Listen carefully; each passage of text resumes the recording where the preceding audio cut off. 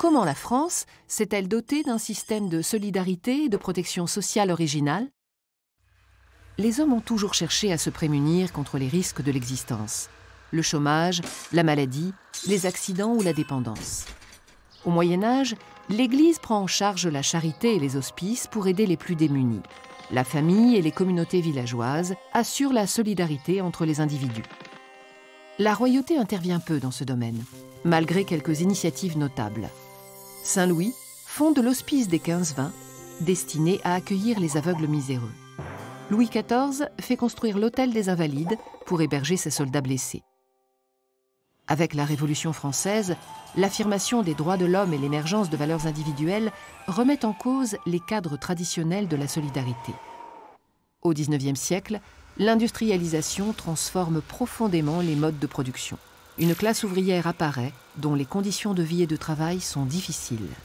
Ainsi, plusieurs sujets font débat, comme l'âge minimal au travail, la sécurité contre les accidents, l'aide financière en cas d'inactivité. Des mutuelles ouvrières s'organisent en branches d'activité. Mines, chemin de fer. Certains industriels mettent en place des caisses de secours et de retraite pour leurs salariés. Jusqu'en 1945, les progrès sont lents. En 1898, une loi sur les accidents du travail responsabilise les employeurs. En 1930, une loi sur les assurances sociales instaure un premier système de protection. Elle s'inspire de la politique mise en œuvre par le chancelier allemand Bismarck à la fin du XIXe siècle. On parle de système bismarckien. Il repose sur 4 principes fondamentaux. La protection est liée à une activité professionnelle. La protection est obligatoire pour les salariés modestes. La protection repose sur la proportionnalité des cotisations et des prestations. La protection est gérée par les salariés et les employeurs eux-mêmes. En 1932, un système d'allocation familiale est institué pour les salariés du commerce et de l'industrie. Pendant la Seconde Guerre mondiale, le Conseil national de la résistance rédige un projet complet de sécurité sociale. L'être humain doit être suivi attentivement au cours de son existence. Enfant, il doit être protégé par toutes les mesures d'hygiène modernes.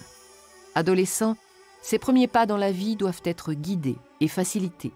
Adulte, il doit avoir la certitude que son existence ne sera pas bouleversée par la maladie, le chômage.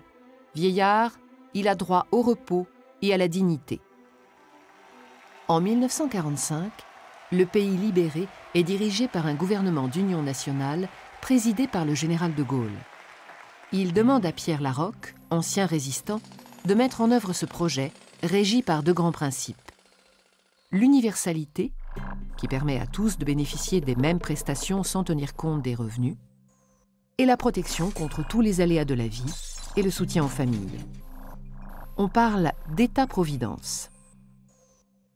La sécurité sociale est organisée en 4 branches: maladie, vieillesse, accident du travail, famille. Si l'État est garant de son fonctionnement, elle reste gérée par des représentants des salariés et des employeurs. Prévue pour tous les actifs, certaines catégories, comme les professions libérales ou les agriculteurs, refusent d'y adhérer, préférant créer des systèmes indépendants. Son financement est assuré par des cotisations sociales, c'est-à-dire des prélèvements qui ouvrent droit à une prestation, et non par l'impôt, comme dans le système beveridgien au Royaume-Uni. En effet, en 1942, Lord Beveridge propose une protection sociale gérée par l'État et financée exclusivement par l'impôt. Le modèle social français repose sur la sécurité sociale, à laquelle les Français sont très attachés, car elle a contribué à l'amélioration de leurs conditions de vie. Ce système est renforcé en 1958 par l'assurance chômage. Mais il est aujourd'hui fragilisé. En effet, les grandes mutations que connaît notre société, notamment un chômage de masse, ont obligé les gouvernements à contenir les dépenses et trouver de nouvelles recettes. Désormais, l'impôt en complète le financement et la gestion est de plus en plus étatique. Toutefois, le système social français est unique. Il demeure un fondement de cohésion sociale préservé depuis le général de Gaulle par tous ses successeurs.